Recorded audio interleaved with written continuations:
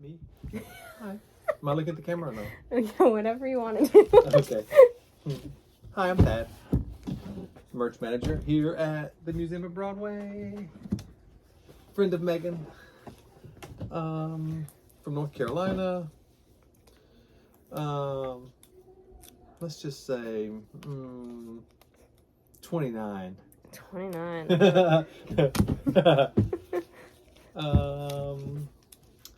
What else? I've been doing merch for about 10 years. I used to work at the American Girl doll store. Well, moved here from North Carolina. Anyway, what brought me to New York? A Yeah, breakup. sure. Oh, well. That's a good way to start. Moved from North Carolina to Atlanta to Birmingham, Alabama to Hoboken, then back to Birmingham, and then broke up. And moved back to North Carolina and said, oh, I really miss New York. So I decided to come to New York on my own and just try to find a job. And while I was working here, I worked at Dylan's Candy Bar and Fossil Watches on Fifth Avenue. And when I came back, I was going to go back to Fossil, but then they weren't hiring, so I went to American Girl and stayed there for a couple years until I saw an ad for Disney merch manager, and I didn't really know anything about merchandise for Broadway, but I've always wanted to work for Disney, so I thought I'd give that a try. So I was the assistant manager at Mary Poppins over there with Disney Theatrical, and they gave me the opportunity to open Newsies on Broadway, which is supposed to be just a limited run, and none of the managers really wanted to open Newsies because it was a limited run. And they gave it to me, and then it was extended, then extended again, then it was an open run, and one of the best experiences of my life, I think. A lot of kids were getting their Broadway debuts, small house, got to meet lots of people. My first managing job on Broadway. Yeah, I loved it. Am I talking too much? No, you're doing Okay. perfect. After that, there was a little bit of a controversy because they wanted to let me go when Mary Poppins closed. They wanted to move that manager over to take my job, even though he didn't want to move over. It was just a seniority thing. So when they announced Poppins closing, they announced my firing. Lovely. During a 2-show performance. Hey, we want to discuss some things. And I thought we were going to discuss what was going to happen with the sellers from Poppins. Mm-hmm. Like, were half of them going to come to Newsies, half of them going to Lion King. I knew Jeff at Lion King would probably get priority, so I thought he would get to pick the people and I would get what was left over. But the meeting was just to say, you're no longer going to be working with us. So that was a shock. But, you know, you're dealt all these weird cards and you just kind of have to deal with it. And you apply other places, and Araka hired me. And that's when I was the manager at Once the Musical until Once closed. Then I was just a cover manager. So I covered Wicked and Matilda and whatever, Rocky and the ballet, anywhere they needed a manager, until I got Book of Mormon. And I was with Book of Mormon for a couple years. And after Book of Mormon, what other merchandise company that I haven't worked for? I went to Platypus. That was Miss Saigon. And I worked a little bit at Phantom. Then when Saigon closed, I was out of a job again. So I went back to my friend Jeff, and he said Frozen was opening. So they called me. Well, I said I would work at Frozen, not as a manager, just as a seller, just to make ends meet. And he said, you better not quit before we open. So I worked through previews, and then Harry Potter wanted to talk to me. So I got the job at Harry Potter and the Cursed Child, and I had to quit Frozen right before opening.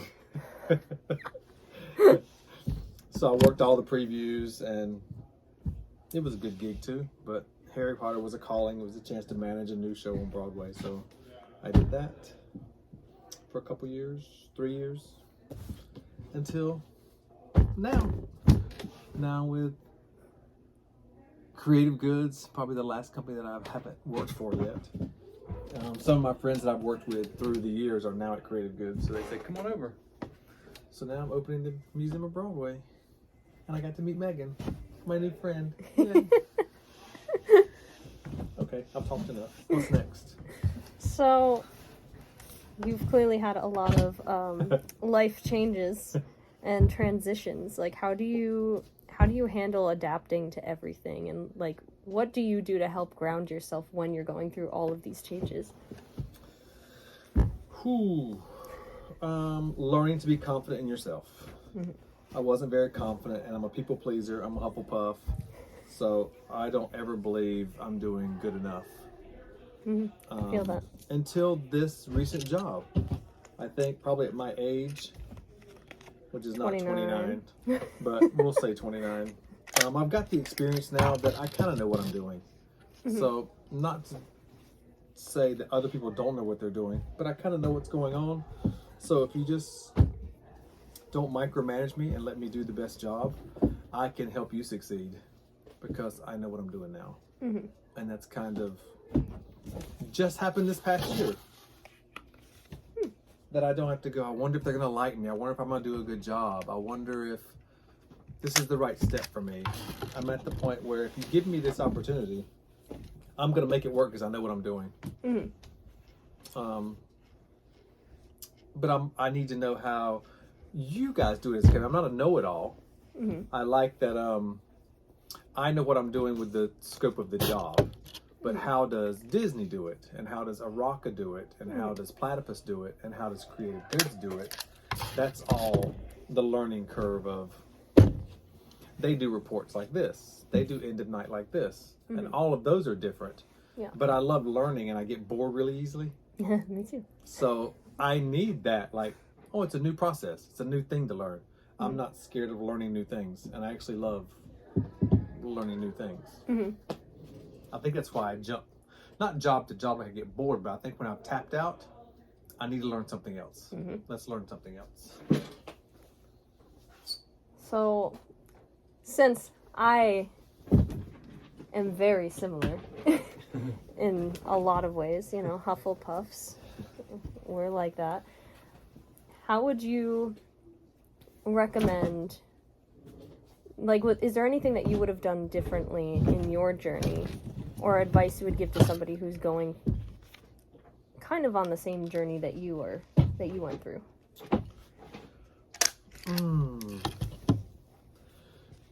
You are your best salesman, so get your foot in the door and show them how good you are. Be a sponge. Don't be a know-it-all, even if you know it all. You don't know it all. So it's really good. A lot of people don't want to listen. They just want to talk. So if you sit back and just listen, they tell you what needs to be done. The biggest advice I'd say is don't be afraid to ask for help or advice.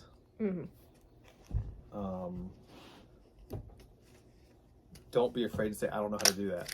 Yeah. A lot of people don't want to act like they don't know how to do something. But you're going to make mistakes until you know how to do it correctly. Like, please show me how to do it correctly, so I don't make the same mistakes. Right.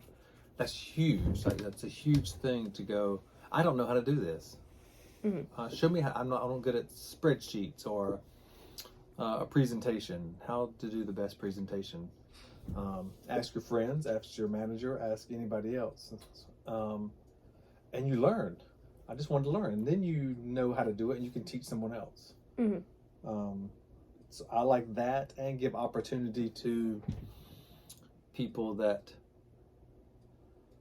I love hiring from within, but also looking outside. I've got most of my jobs from someone going outside and hiring somebody, which was me. And I'm fortunate that happened, that they did take a chance on me instead of hiring from within. Like if they've had a pool to choose from, definitely promote from within, but also give someone else a chance. And also, people that don't look good on paper might do a really good job, or vice versa. They might have all the credentials and then be lousy in that job. I've given several people chances that didn't have the experience, and it's worked out good. You can kind of read people by the way they interview or talk. You don't know people's work ethic until they work. But if you're a good judge of character, it's gonna help you out tenfold, I think. That's a weird answer. I love it though. I love it. Next. So how did you, and I guess even still now, like how do you handle rejection? Like especially, you know, being without a job and having to apply to a bunch of things and keep getting rejections, or, you know, when you figured out that they were letting you go from Disney that first time. Rely on friends. Have a good group of friends. They will tell you it was meant to be, and this is the time, and there's something better for you somewhere else.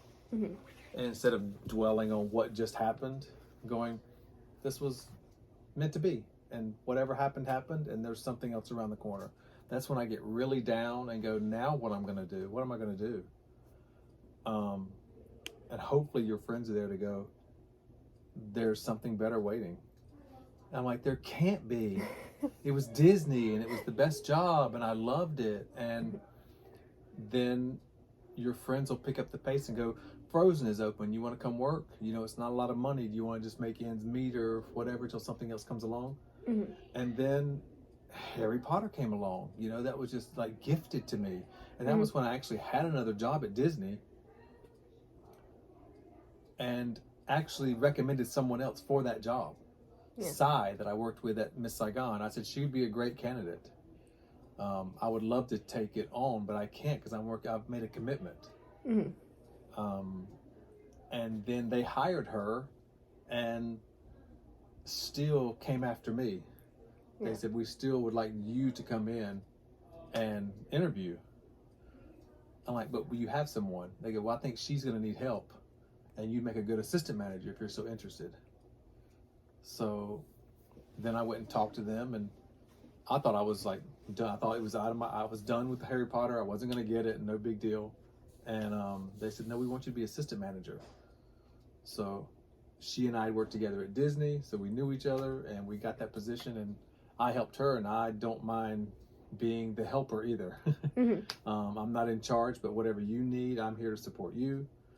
So that's one of the things, just getting your foot in the door again, show them that you're a good worker and you know what's going on. And she was ready to have a family and got pregnant and said, I'm out, I'm done. And they go, would you like to take it on? I'm like, sure. So things just happen if you just let it happen. I think if you just don't force it, and when you have high expectations, then you're only letting yourself down when things don't happen.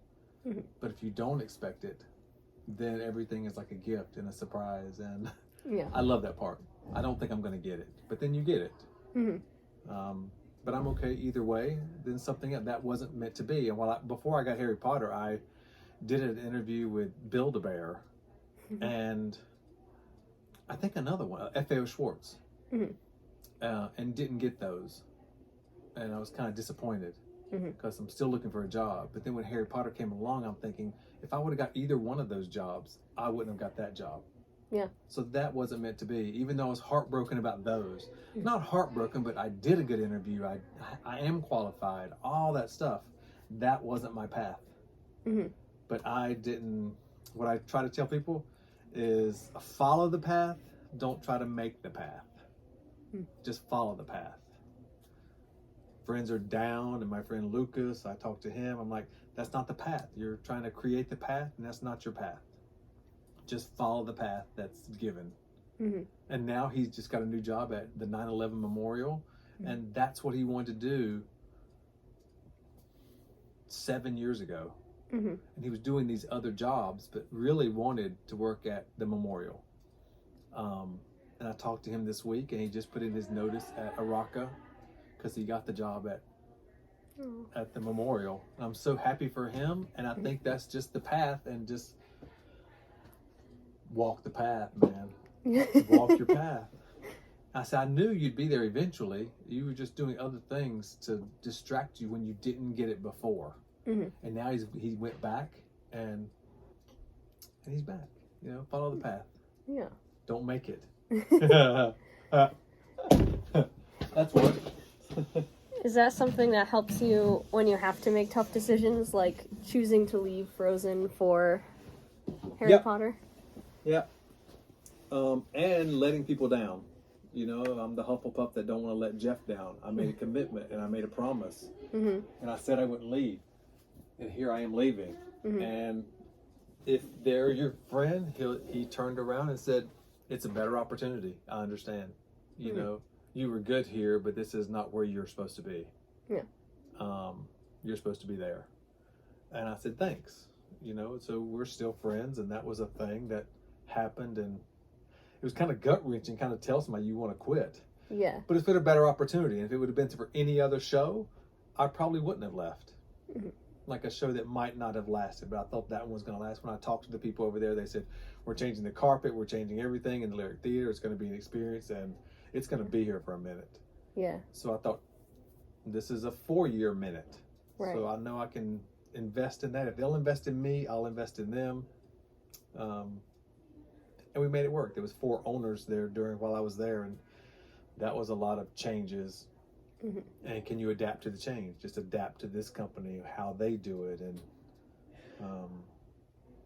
adapting is a lot of the key. They're not obstacles. You're just adapting to some changes. If you're not good at adapting, you're not learning. I don't think you got to learn new processes. Yeah. Don't be scared of the process.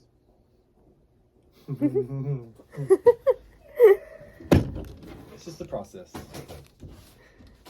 So other than through your experiences and learning from those, did you have any like books or resources or different things that helped you get through, you know, transitions and getting through life, or getting through different mental, emotional struggles? Still working on that. That's the good and the bad. When I have those issues, I tend to turn to food and stress eat, which is not a good thing. But the other thing is you find other outlets. So there's the good and the bad. That's a bad one that I need to work on. The good one is that I have these little toys that I customize. So when I go home, I can turn the lights on or turn music on or whatever I'm doing and paint these toys. It calms me down. It centers me. It's kind of like my yoga, but it's not yoga. Yeah. Creative outlet. So creative outlet. Try not to eat. Try painting or listening or walking or whatever that is. Trying to find different things to distract from negativity. Reading is, I'll always go back to How to Mend a Broken Heart in 30 Days. I know, I gotta read that book. That was after the breakup. But it teaches you how to be selfish, but it's called the good selfish. What do I need in my life to make me happy? I'm trying to make other people happy. How can I make my employer, my husband, my parents, my sister, my friends, to not say no and let everybody down? You kind of have to turn that around and go, how can I make me happy? Is it going to make me happy? Is it if I say, you can say no to people and it's okay. They're still your friend. You're not letting them down. You just said no, and usually the response will be, okay, no problem. When I'm thinking maybe they're not going to be my friend again, or maybe it's really disappointing to them. To let myself go a little bit, that it's okay to say no. And you're not disappointing people. You're just saying no. And I even learned that stuff from you, like this week. Take things literally. Yeah. You know, no problem meant no problem. Not like, no problem, I'm not your friend anymore. Yeah. It's just no problem. They'll ask someone else to go. or they'll go by themselves. Mm-hmm. But it's really no problem. Not, what does that no problem mean? Yeah, therapy is a beautiful thing. And man, that's a huge one. Let's take things literal from now on and not stress about what's the meaning behind the responses of emails and tones and text messages. Yeah.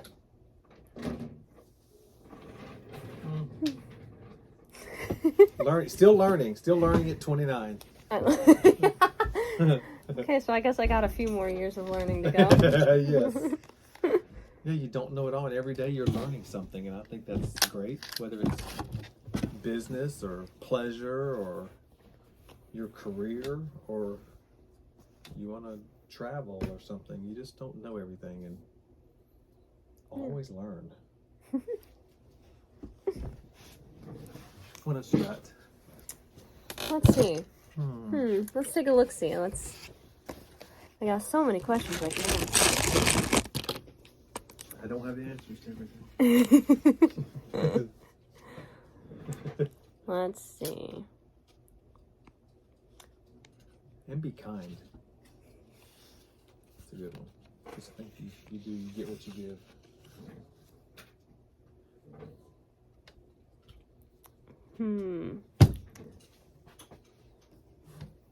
Is home for you a place or a feeling?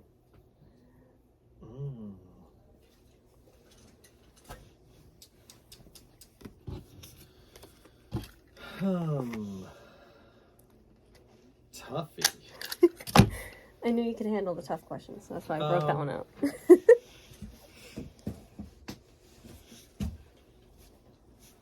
Both. Home will always be home where I grew up. But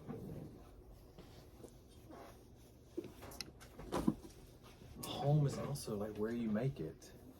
And it was weird that when I'm from North Carolina, so when I go there, I'm going home. But when it's over, we need to come home back to New York. Yeah. So it's weird that home is where my things are. So home is where I was raised, but now home is, where my things are, where my toothbrush is, and where my toys are, and where my clothes are. But it's also a place that I haven't been yet. To me, I don't think where I'm at is where I'm meant to be or where I'm supposed to be. There's somewhere else that is my, not resting place, but my place I'm supposed to be. Yeah. And that's intriguing to me too. That people go places and go, I'd love to live here, or I think they kind of want to live where they've already been. I think that's why so many people like go home. It's normal. They know they were born there. They always go back home. Yeah. And I think mine is kind of opposite. I feel like my stop is where I haven't been yet. Like I haven't been to Maine, and maybe I want to live in Maine. Yeah. I just want to visit Maine or other places that I haven't been. I don't know if I want to live there or I would never want to live there because I haven't been there. And that's a little exciting to me that my friend Rachel moved to Maine for a job. She met her boyfriend, that's now fiance. And I think sometimes things take you to places that you just didn't even know you were supposed to be. Yeah.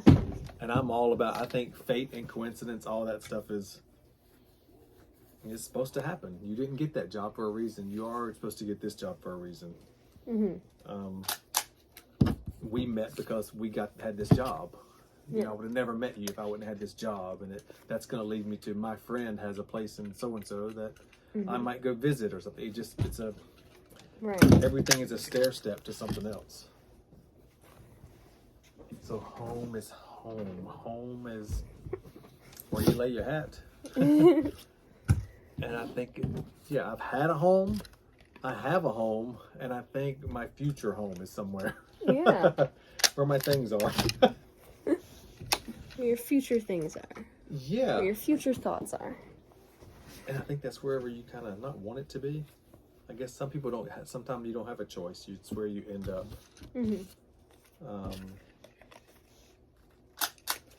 But it should be where there's lots of love. Yeah. Even if you're by yourself. I love this place. I love this house. I love this apartment. I love this area. I love this stuff. That's homey. Yeah. Because, like, no matter where you end up, you'll always find your people. Yeah. Especially if you're putting yourself out there and, like, you're a likable person. And yeah. I don't know. I always knew I wanted to move to the city, whether that was, like, a forever place or not. I don't know. Probably not. But I knew I wanted to move to the city, and it didn't matter if I had a job here to start with or knew a ton of people. I just was like, I love this place. I'll figure it out as I go. And I might love the next place. Yeah. And I might not love the next place. Yeah. Like, I expected to love living here way more than I do. And I'm like, okay, well, maybe this isn't my forever place. It's just my now place. People love to come here and they hate it. Some people love it. And there's lots of things I love about it and lots of things I don't love about it. Yeah. So it's just on always learning and growing, and I think I might be here because it prepares you for the next step. Yeah. If you can live here, you can live anywhere. And I tried to tell my sister that's in North Carolina, and like one of the best gifts you can give is going somewhere else. Like the world is more than just your 10-mile radius or even your 100-mile radius. Yeah. You just stay in North Carolina, but we go to Charlotte and Greensboro and with the beach and the mountains and the so-and-so, but you're still there. Right. And I might just go anywhere else. Right. See other people and see other things. I think that's one of the most exciting things for me is always traveling. I literally love to travel because there's so much in the world to see. And thinking about going and vacationing to the same spot. Like, there might be a place I really love and maybe want to go back to. But there are so many places to go. And there's no way you're going to get to all of them in your life. So, like, don't take the same yearly trip every single year. Like, maybe branch out. See something different. Or, I mean, I've only ever traveled on the East Coast in the U.S. Like, I've been to Europe a couple times. But in terms of the U.S., I've only been on the East Coast. I'm like, it's time to branch out. I need to see the rest of the country. Go see something. Go see other people. See other things. Arizona is the next place I'm going to visit, not to live. Yeah. Because there's so many, like they're just cactus or cacti everywhere. And things that you don't see on the East Coast because they don't grow here. Like, the landscape is different. The colors in nature are different there than they are here. You gotta experience all those new things. Let's get to places instead of things. Like, it doesn't have to be, but what can we do when we get there? Like, there has to be something to do. No, just the place itself. Right. Do they have a downtown? Like, can you just go downtown and see what's downtown? Just so many opportunities. Yeah. Home.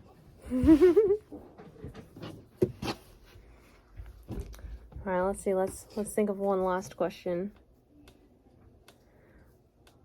Ooh, how do you avoid losing sight of your personal goals and identity?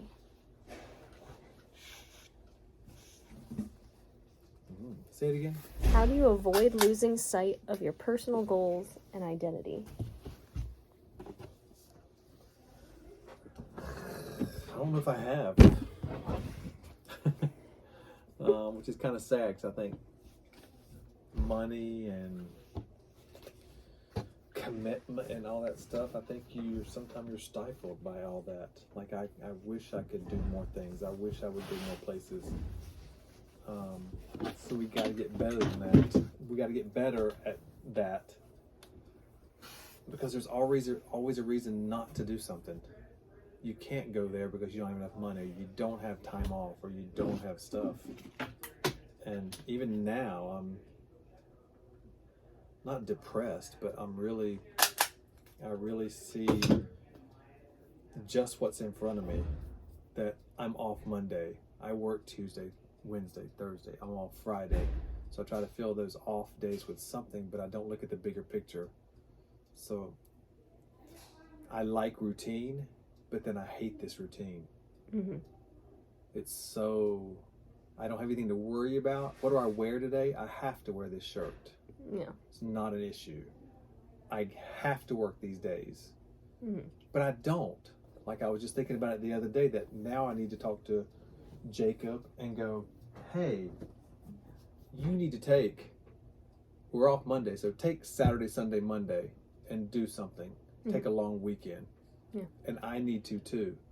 Because if not, we're just in this routine, this hamster wheel of working. And not poor me. Right. Like, I have a job that I like, and I'm getting paid for it, and it's a set schedule. There's so many positives, but then I get in my brain about the negatives. That, why is any of that negative? It shouldn't be. Yeah. But it's causing me to not take a trip. Right. Or do I have vacation? Or if we have vacation, where will we go? I need to make it work because I can't take off so many days. Yeah. And my parents are getting older. Do I need to save things so I go down there and take care of them? Or just a long weekend or things? I just think you have the benefit of a schedule, and then it's a detriment, the golden handcuffs of I could be doing more. Yeah. I could be seeing more. The regret of not seeing my parents as much, not seeing my nephews as much, but also personally, that's helping other people. But how will it help me? I'm not seeing more things. I'm not doing more things. I'm just going to work and paying the rent. What am I going to do to pay rent this month? Yeah. So, what's the question? How do I avoid? Yeah. I haven't. Yeah, I think that's just kind of how society and the economy is right now. And I don't think you'll ever get there. Like, I don't know what would happen. Like, if I had a job that paid me more money to do more things, I would be working more. Yeah. I would not have. Then you get to the point where you get 2 weeks off and you take those two together. So everything is dependent on those 2 weeks. Yeah. To do something fun or great or Instagrammable. Yeah. Something. It's like the pressure of the 2 weeks is weird. So that always, if we want to move, when are we going to move? When we have the money to move. We'll never have the money to move. Yeah. So you move before you have the money, or when you don't have money, or you make it work? Do you move when you don't have a job? Or you move when you do have a job? But you're moving because you have a job. It's such a cycle. Yeah. That's daunting. And the fear of missing out. And who knows? I don't know. I haven't avoided it. Where's the first place you're going to go on a trip? We're planning a vacation for you right now.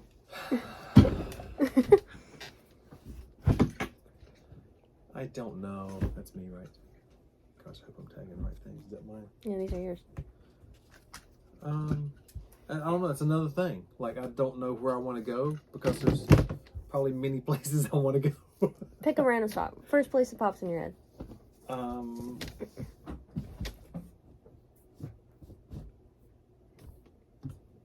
North.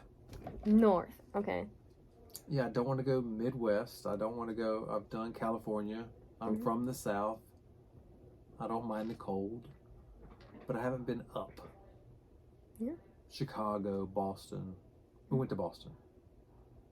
Or even further. And even I'm going to see, my friend Rachel's getting married. I've never been to Maine, so I think we're going to go to Maine in October. Nice. When it's cold. Go to Canada. But Canada, would love it. Yeah. Yeah. I don't know. I need to plan. And it's hard to plan when you're financially not strapped, but it just gets me depressed. Yeah. Yeah, no, I feel that 100%. My apartment makes me safe, and it also makes me depressed. Yeah. I hate that it's a safe place, and then I see a mouse, and it's like, why do I live here? Yeah. Or why am I spending this much money when you could get this much somewhere else? Yeah. And then you're trying to make yourself happy and someone else. So it's just weird that sometimes we watch Tiny House and we want a tiny house. I'm like, where will we put the tiny house? Where are we going to go in this tiny house? Are we going to park it in my mom and dad's backyard? Perfect. Or take it with us wherever we go? Yeah, I mean, you could get one of those, like, nice, cushy buses. And then I want to get a bus and revamp it. I want to go glamping. I want that. Like, oh, that sounds interesting to me. I'm like, so when are you going to do that? When are you going to go camping, glamping, hiking, biking, yada yada? You know, just you turn around and everything is, well, I only get one day off. Well, there's always an excuse. We're going to change that. Well, we don't have the money. Well, I'm off, but he's not. Me, you, and Jacob, we're going to change that. So you guys can go on your thing, you know? Because you got to live life while you have it. You know? Yeah. And you can start small, so it's not as stressful. Mm-hmm. But be like, you know what? We're going to change the schedule. So then we can take a long weekend, and you guys can go up north, even if it's just in the Adirondacks. Adirondacks. You know? Yeah. Get a nice little cabin. I want a cabin or a tree house. I've seen both of those. Those are so cool. There was a house that was like by my school, and literally it was called the Dome because there was like a tree growing through the middle of the house, and the house was just built around the tree like a dome. Love it. And it was the coolest place ever. All of that is so interesting to me. All right, Thad, we're planning your little getaway. You're going up north. Go do some hiking. Ground Do you yourself. have a dream job? A dream job? Oh boy. I mean, I would love to perform for a living. That'd be cool. Or like casting. Like I would love to be able to get into casting. Those are like the big dream ones, I guess. But in terms of like realistically, I'm not 100% sure. I enjoy working in theater and education, so I think that would be interesting. Or I love working merch, so having that be a living.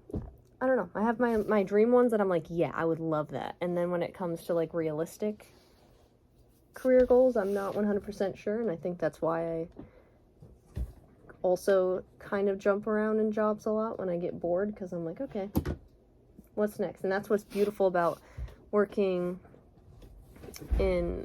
as a performer or as in casting, because like, yeah, your job, you're still technically doing the same type of job, but it's always changing and the people are always changing. So it's not as, you don't get bored as easily because it's just constantly changing. Right. Versus when you're sitting in an office and doing a job, or, you know, it's just, you're doing the same tasks every day. Mm-hmm. And then you get bored, and then it's time for the next thing. And do you always want to rent? Or would you like to buy? Or an apartment or a house? I don't know. I mean, I think it'd be nice to have my own house someday. Where? Oh boy, I don't know. I don't really know. Because, I mean, That's some concrete decisions. I know, I don't have that.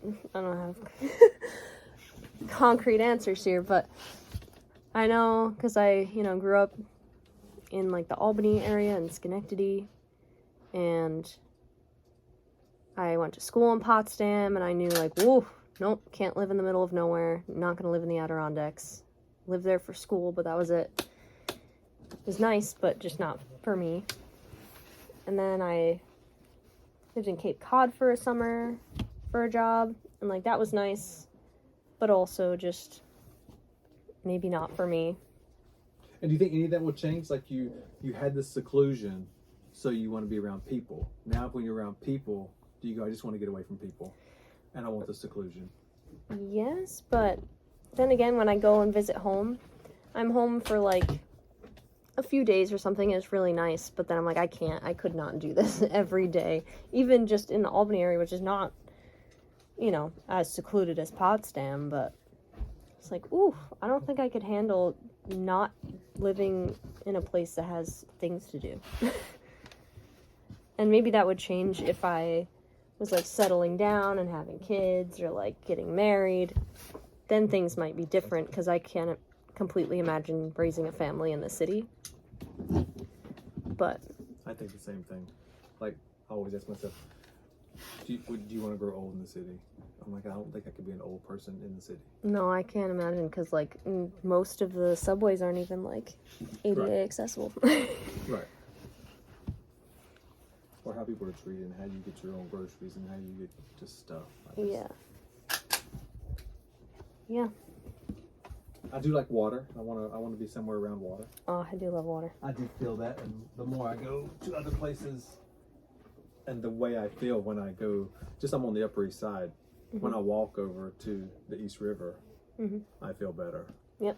When I went to San Diego, just being near the water made me feel better. Mm-hmm. So I think wherever I want to be, it's either going to be close to the water, like not on the water, but I need to be near water. I think that calms me down, and I think just looking at it, Mm-hmm. being near it, hearing it, all that stuff is.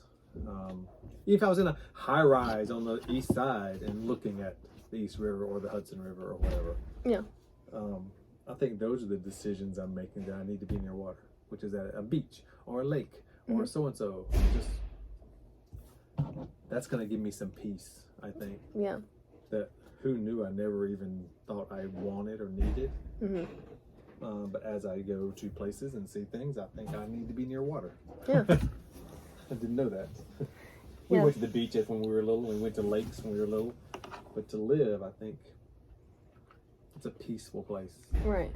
And I like seasons. Like when I have a husband who wants to go to Florida that has no seasons, I think that's a thing that I need. That's my selfish,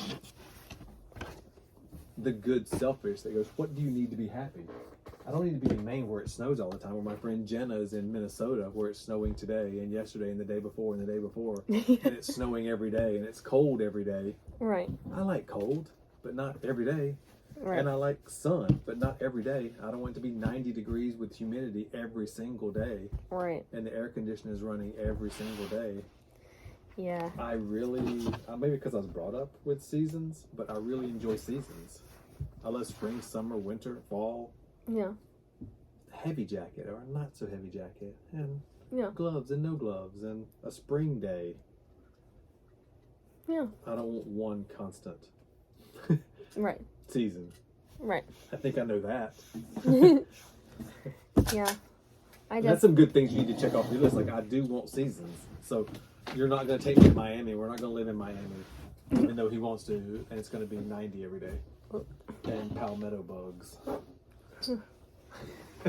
Yeah. I know myself, and living in the South, not gonna happen for me. I enjoy visiting. It won't be for me. But I also know, like,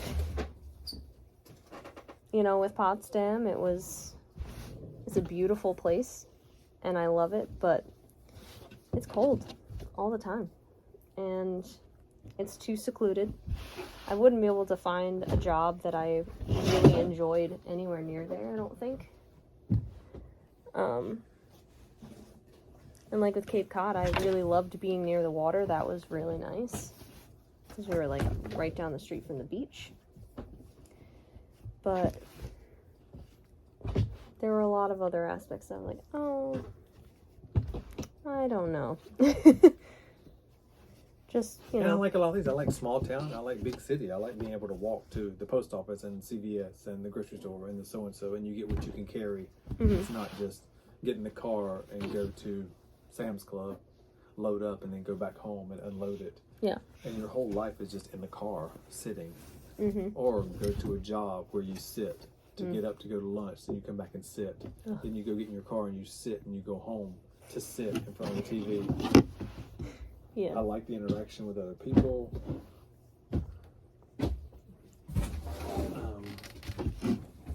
Customer services. You get bad customers, but you also get lots of good ones. They're happy to see you and happy that they're there and happy that they come in happy, they leave happy, and I think that enhances my day too. Oh, yeah. Or if it's a crass person, you go, gosh, I'm glad I'm not like that. Yeah. And I get to see that too. But when you don't see it, when you're just around people that look like you and act like you and are just you, I need more stimulation than that. Yep.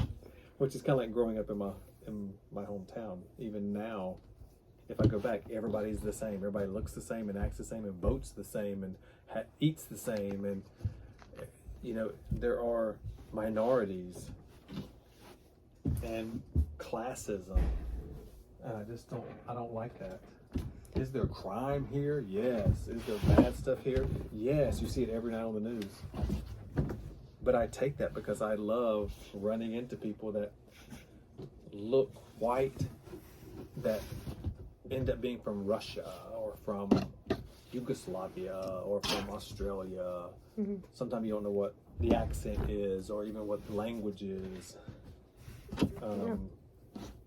And I love just being around different nationalities. Yeah. And even growing up, I didn't know I needed that or liked that or wanted that. But wow, since I'm around it, I really enjoy it. Yeah. It's almost like, to some extent, like traveling without. It really traveling. is. Yeah, it really is. And when you get the age-old question, how could you live here? Yeah. Like, how do you live somewhere that you just see reflections of you every day? Yeah, I don't love that part. I miss seeing the sky in all of its glory, but there are good things about living here.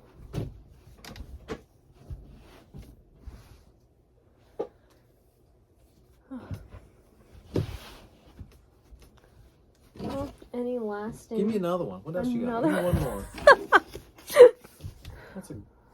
Let's see. What else is happening? I gotta find another really, really hard one. It's really not, I would say, interesting to ask me questions, but from your age to my age, there's a lot of stuff that's different or experience that I've had that you're gonna have. Right. It's so kind of cool. Trust your gut. What are major green flags when dating someone? Green, not red? Yeah, green flags. We want to know the good things. What to look out for.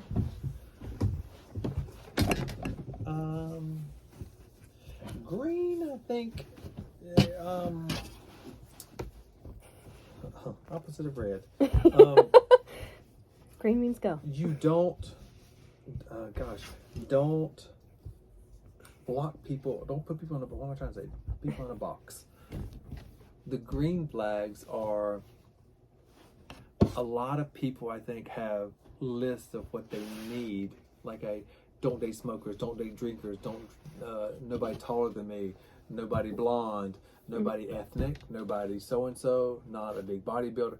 I think you just cross out, you eliminate so many people so quickly that I think a green flag would be open yourself up to anything. Like it's kind of like if you watch The Voice, dating is like The Voice. It's like you should meet them almost like Love is Blind. That's a horrible show. It's a horrible show. But see things you have in common and things you don't have in common, and don't rule out the person that's a ginger that you would never date.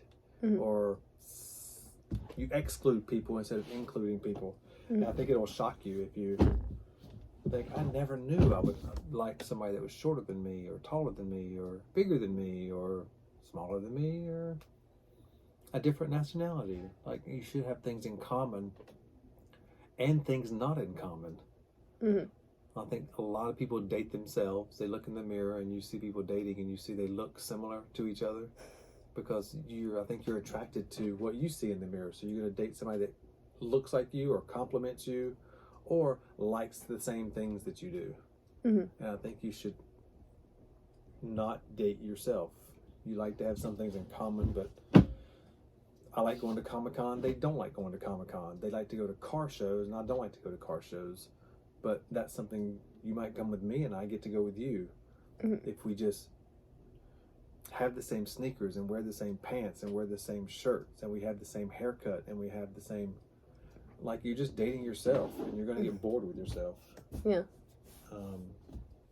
So open yourself up to not being so, not have a list of what you're looking for. I just think your list should be, I want someone that is funny or open to comedy shows or things that will make me happy that we can do stuff together. Like somebody that like to go out and eat. But it might be a vegan. You're like, I don't date vegans. You could, you know, then you fix 2 meals. Or I just don't think you should cut yourself off. And maybe that's kind of naive that that it's easier to talk to somebody that has the same interests. If I talk to you about Comic-Con and you like Comic-Con and I like Comic-Con and we're having a Comic-Con conversation, I'm just in love with myself. You know, it's just weird. I want to know what you like. What do you like? I like going dancing. I'm like, I've never danced before.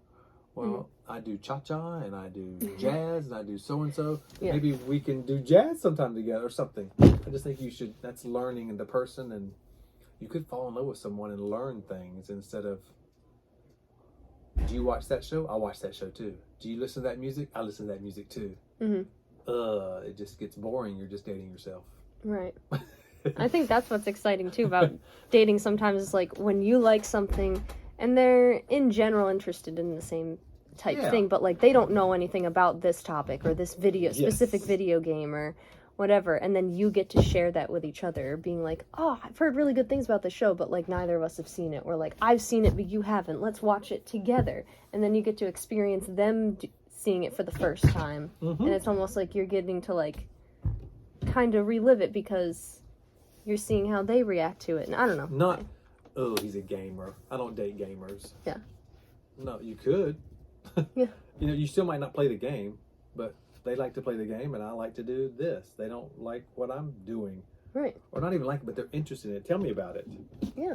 And if you really like the person, you should hopefully like to hear about all the things they like, whether you share that same interest or not. You should be like supportive and exactly just enjoying seeing them happy and passionate about something. And it's okay. Like, I collect toys and Gabriel doesn't collect toys, but he's interested, but like, don't fill up another drawer. Yeah. He's interested because you're interested. Yeah.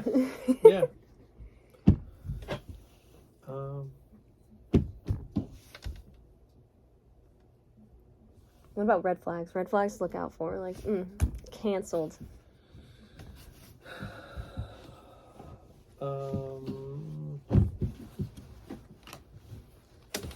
Mine is just being kind. If they're not kind, that's just like to other people. You see the comments that they make to someone else on the train, or is that kindness, or just like if they get up when they see a pregnant lady coming on the train, take my seat. They're not doing it to make themselves look good to you. They actually want to help somebody. If someone falls, if you're stepping over them, just all those things. I just think the way you treat other people is the way they're going to treat me. And that could be the way they treat their friends, or their comments they say, or there's just so many things I think you can get from a conversation. And you might be blinded by love and say that was just a one-off. But I say if it happens more than once, I have a friend, I won't say any names, but dating somebody that has road rage. I'm like, that's not a good thing.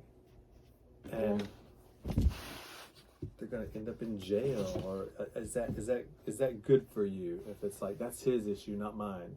And I'm like, no, it's kind of both your issues if you're in the car with him. Yeah. Or there's just certain things like that you can write things off and say, that's his issue. You know, he had a domestic battery, but it's not with me. It's with the ex-girlfriend or something. When you see it's a pattern, right, or it's not a pattern yet, you're the next pattern. right. So just things that I think sometimes you're blinded by love or infatuation, and you don't see the things that are right in front of you. Mm-hmm.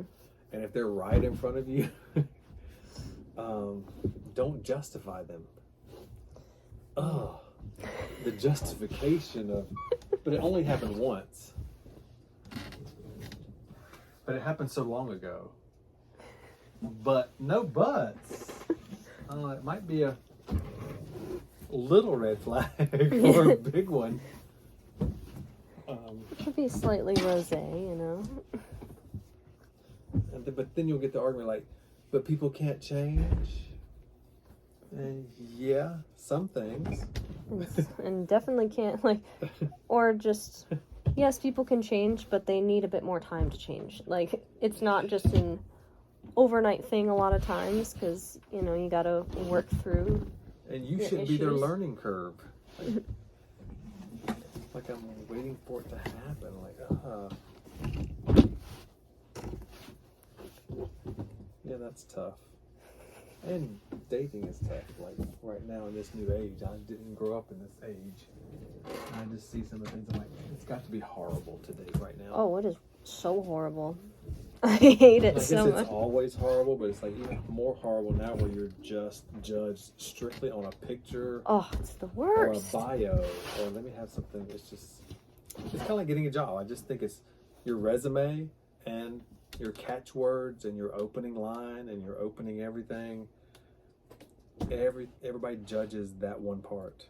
I hate dating apps so much, because how am I supposed to know based on a little bit that you've said in your bio, which you've had so much time to like think about and really cater to what you think people want to see, or like you're talking to your friends and being like, oh, well, does this look good? What do you think about this? And you know, that's not your authentic self. That is just how you are selling yourself. You are pitching yourself.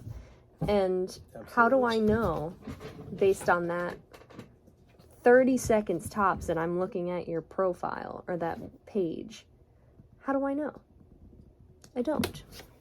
And then I have to waste my time talking to these people and deciding whether I actually want to like spend the time or the money to go out and meet them. It's just like, I would much prefer to meet people authentically, but that's just not how it works right now. Yeah, I wonder what would be, like in college we had mixers. Like, how do you have mixers now? How do you meet people? But not speed dating. Just, have you ever got set up on a blind date?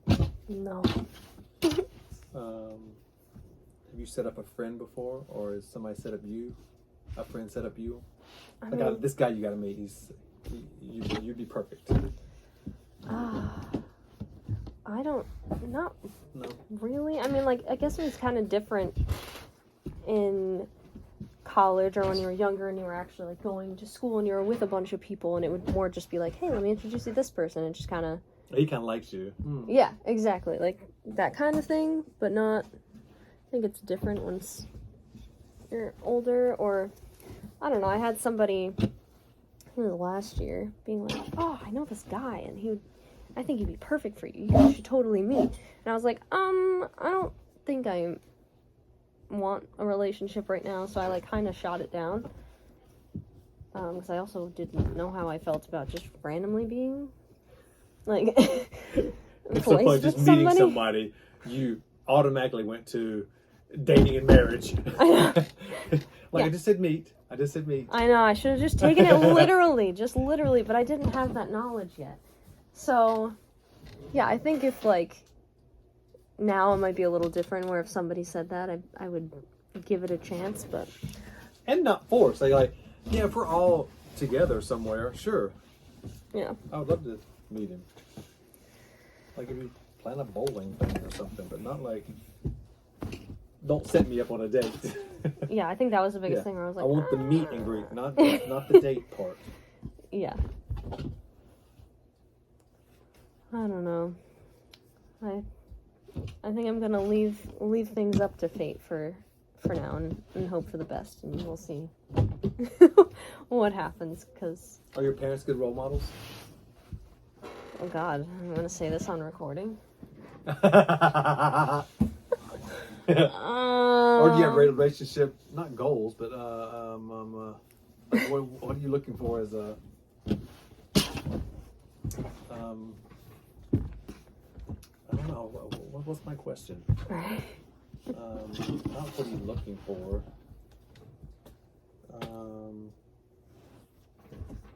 The standards. What's your standard of a great relationship, or even a good relationship? Well, one, communication. Yeah. First and foremost, like, you need to be able to communicate your needs and like know to an extent what you want. Like, I'm not saying you need to have like, you know, exactly what you want at all times in your life, but you need to at least know what you want in a relationship. Because it's kind of hard to get into a relationship and then they're like, oh, I don't want this, or I don't like this. And it's like, you need to like have your stuff figured out enough where this can even happen.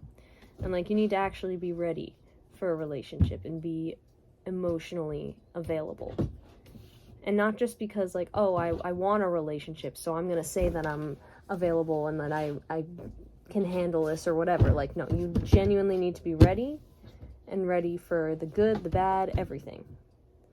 So I think it's just communication and like honesty are big ones. Do you have to be put first before family? No. Religion?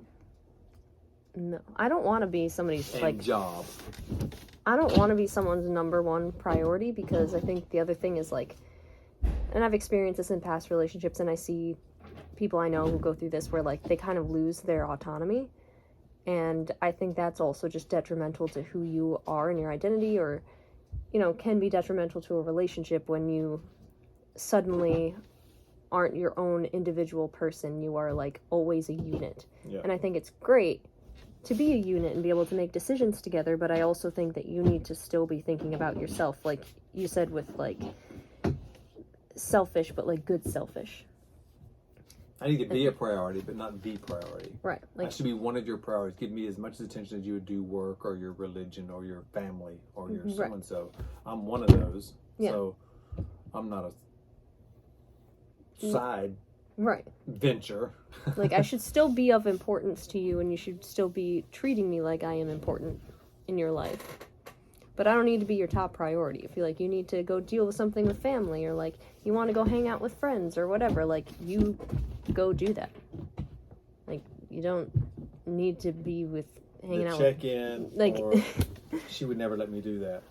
You should be able to do something without getting permission from someone else. Right. Or don't feel like you have to, like, oh, well, what, like, we need to be hanging out all the time, or like, oh, let me make sure that like this person doesn't want to hang out before I make any other plans. It's like, no, if you want to go hang out with your friends, like, go hang out with your friends. That's part of your life. That's something that's important to you. If you need to go do a work thing, or like if you want to change your jobs and like that changes your lifestyle or whatever, like, you got to focus on what's going to make you happy first, because also if you're not happy, then your relationship probably isn't going to be happy either. Right. So, I don't know. I think communication, honesty, I think knowing each other's love languages is really important to know whether you can actually be compatible.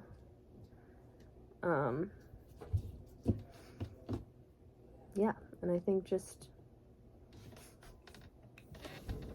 trying to be open-minded too. Because I think that helps with communication a lot of times, is when you're being open to understanding other people or why they are the way that they are.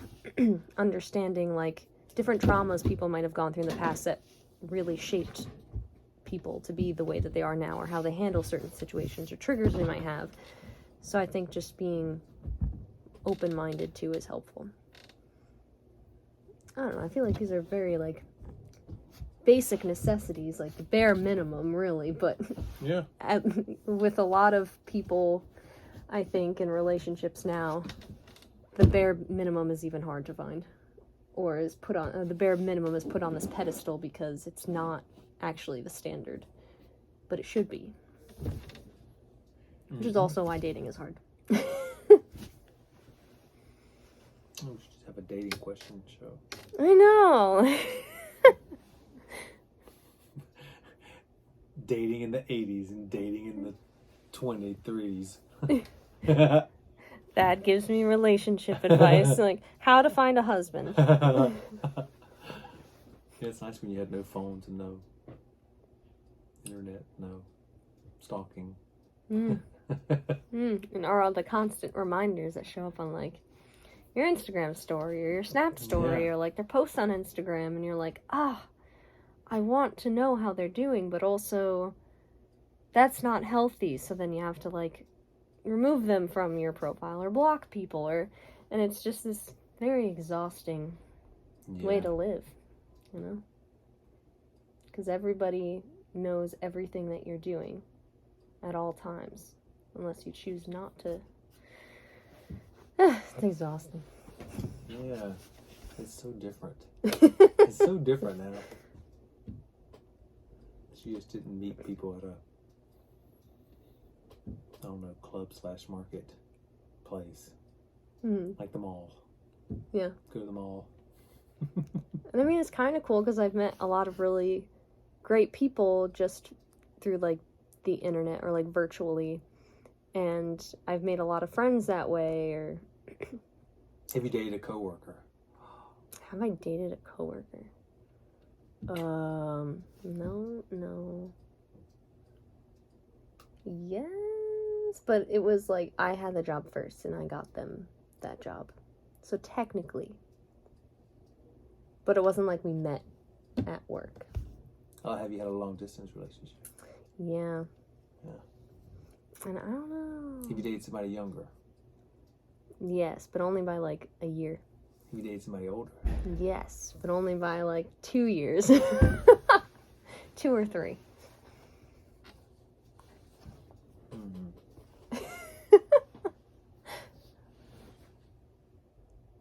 No, that's good.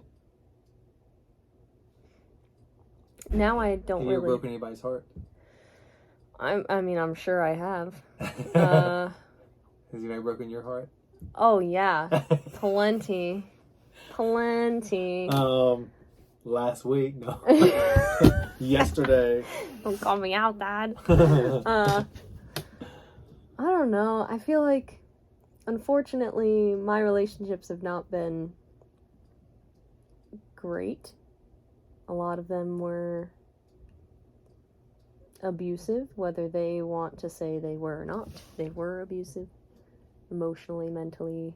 Just dating people who are manipulative or narcissistic, and I think there's a reason why I wasn't dating for like 2.5 or so years, was because I realized that to some extent it was me having this pattern, that it was me not respecting myself or loving myself enough to have higher standards and to potentially like break things off when I realized that there were red flags, or that they weren't really like, I guess, serving me in a way. Like this relationship was not serving me. It was not making me happy. It was not helping me be a better person or whatever. So I decided like, whoa, okay. Although they did some bad things, or like they weren't great people or great at relationships, I'm still responsible for like not breaking that pattern in myself.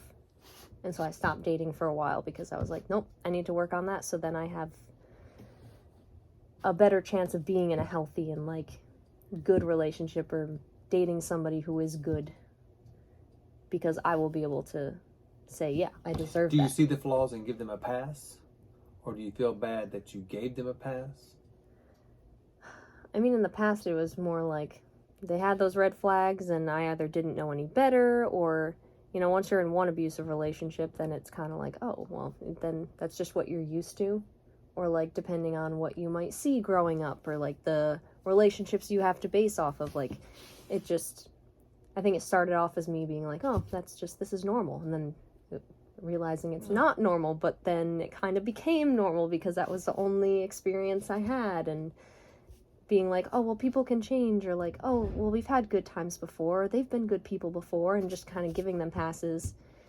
And who do you talk to about it? Do you have girlfriends that you say, does your boyfriend do the same thing? Like, is this normal or not normal? And do you get to compare notes? Or not? I mean, like, now... Or figure it out for yourself? Well, I mean, now I definitely have friends and people I talk to, and they can call me out, or, like, therapy's a big one, or, even talking to some family members. But I think in my first relationship, I like genuinely just didn't even see it. Like, even when friends or like strangers would come up to me and be like, hey, I am really concerned about your safety. Like, he's not a good person, or like, you know, seeing how he emotionally and like mentally was abusive, and then being like, is he physically abusing you? And I'd be like, no, what are you talking about? Like, that's not happening at all. But just like having those rose-colored glasses on, where I just was not recognizing, or just being like, is that this is something normal. You didn't see, or you saw it but didn't want to admit it to other people, or both? I think both. I think as time went on, I started to see it more, and that's when eventually I'd had like a last straw kind of thing. It was like, okay, this needs to end. This needs to stop, because now I'm seeing what all of my teachers had been like pulling me aside and talking to me about, and I was like, no, what are you talking about? Like, I'm fine. Everything's fine.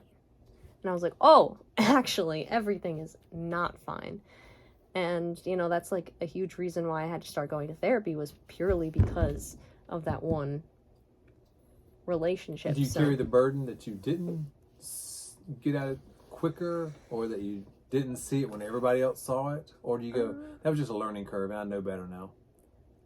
For a while, I think it was very much like, wow, Megan, like, look, it kind of made a mess of your life for a while, because those were like really developmental years in your life, and then there were a lot of things that you missed out on, or like decisions that you made purely because of this person, or, you know, I think there was a lot of time that I had blaming myself, but that's also why therapy is so beautiful, because now I'm like, all right, it sucks that happened, but at least now with these experiences I've learned, and can hopefully not end up in those situations again. Yeah. Cool. That's growing up, learning. Yeah. Still learning. 25. You'll still take bits and pieces from each one, and then you'll see all the signs when it gets to this Mr. Right. Yeah. Whoever this is, you're going to say, well, he doesn't do what this one did, or this one did, or this one did. Mm-hmm. You know? He may have issues too, but he don't have these. Yeah. I bypassed these. Right. That's good. Or he has issues, but like, he's working on them. Yeah. And he's not using it as an excuse, or, you know, like, or taking it out on you. Yeah. Or, yeah, we all got baggage. Yeah. Just what we do with it. Exactly. That's how we carry it. Okay, I have to go check on Alexis. All right, any last things to say? Holy crap, this is a long episode. I love it. Just be kind. You heard it here. Be fair. You give people benefit of the doubt until they do you wrong. You know, I give people 2 chances. You know, and you kind of, yeah, I like to give you a chance, and we talk about, don't do that again. And if you do it again, then it's my fault, or I need to get out. And don't be afraid to get out. Like, there's always, it's not the plan. You know, you just got to follow the path. Don't make the path. Maybe I should stay. Maybe I should go. Your heart will tell you what to do. And then that wasn't the path. Mm-hmm. You're trying to make a path that's not the path. Yeah. Don't fight it. Don't force it. Yeah, just follow the path. Don't make it. And once you kind of give up with that, then it'll show you the path. I think. Yeah, when someone doesn't call, someone else will call. When something doesn't happen, something else will happen, and it'll just really work itself out. Because that's the plan. You're not in charge of the plan or the path. You're not in charge of the path. You didn't make the path. You just got to follow the path. That's it. That's it. This isn't a man-made path. Existential path. There is one. Just follow it. I'm like, dang it, I knew I wasn't supposed to get that because I got this. And surround yourself with good people. You know, other people can bring you down, and as long as you have some positivity around you, then it's going to bring you up, and you have support. Look for support. If they're not supported, get rid of them. Get them out of there. Throw them in the trash. Yeah. You can't save everybody. Mm-hmm. You gotta stop trying to save everybody. That's me. That's me. Yep. Yep. Just save yourself. If you don't love yourself, how the hell are you gonna love somebody else? Yes. You gotta start with that first. Love yourself. Know you're worthy and worth it, and you're a catch. That book will tell you the same thing. How to mend a broken heart. It'll say you're a catch. You know, someone's gonna be really excited to get you, find you, meet you, love you. And, you know, I'm a catch. I'll say right now, I'm a catch. I'm a catch. Exactly, you're a catch. Okay, let me go check on Alexis. All right. That was fun.